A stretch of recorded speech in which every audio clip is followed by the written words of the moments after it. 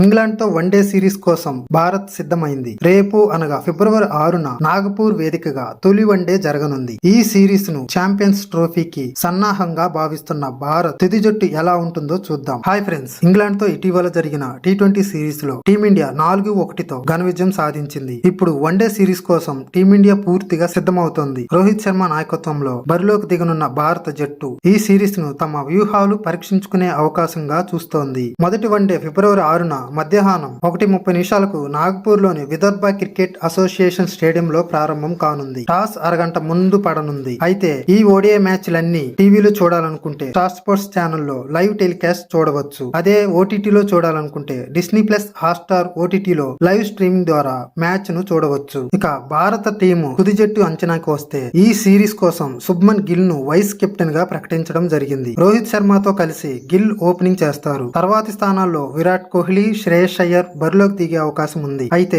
Wicket keeper ఎంపికలో ఆసక్తికర పోటీ నెలకొంది. రిషబ్ పంత్ లేదా కేఎల్ రాహుల్ అనేది టీమ్ మేనేజ్మెంట్ నిర్ణయించాల్సి ఉంటుంది. రాహుల్ కి మరింత అవకాశం ఉంటుందని అంచనా. ఆల్రౌండర్లుగా హార్దిక్ పాండ్యా, రవీంద్ర జడేజా ఉంటారు. అయితే అక్షర్ పటేల్ తుది జట్టులో చోటు సంపాదిస్తాడా లేదా అనేది సందేహమే. స్పిన్నర్ విభాగంలో వరుణ్ చక్రవర్తి అరంగేట్రం చేసే అవకాశం ఉంది. కానీ బ్యాటింగ్ డెప్త్ కోసం వాషింగ్టన్ సుందర్ కి ప్రాధాన్యత ఇస్తారా అనేది ఆసక్తికరం. పేసర్లుగా మహమ్మద్ షమి, హర్షదీప్ సింగ్ జట్టులో ఉంటారు. జాస్ప్రీత్ బుమ్రా గాయం కారణంగా ఈ సిరీస్ కు దూరంగా ఉన్నాడు. మెయిన్ స్పిన్నర్ గా కుల్దీప్ యాదవ్ కి అవకాశం ఉంటుంది. ఇక పూర్తి జట్టు చూసుకుంటే ఓపెనర్లుగా రోహిత్ శర్మ, శుభ్మన్ గిల్, మిడిల్ ఆర్డర్ లో విరాట్ కోహ్లీ, శ్రేయస్ అయ్యర్, కేఎల్ రాహుల్, ఆల్రౌండర్లుగా హార్దిక్ పాండ్యా, రవీంద్ర జడేజా, స్పిన్నర్లుగా వరుణ్ చక్రవర్తి లేదా వాషింగ్టన్ సుందర్, కుల్దీప్ యాదవ్, పేసర్లుగా మహమ్మద్ షమి, హర్షదీప్ సింగ్. మొదటి వన్డేలో టీమిండియా ఏ వ్యూహంతో ఇంగ్లాండ్ జట్టును ఎదుర్కొంటుందో చూడాలి. ఈ వీడియో మీకు ఉపయోగకరంగా ఉంది అనిపిస్తే please like, share and subscribe చేయండి. Thank you.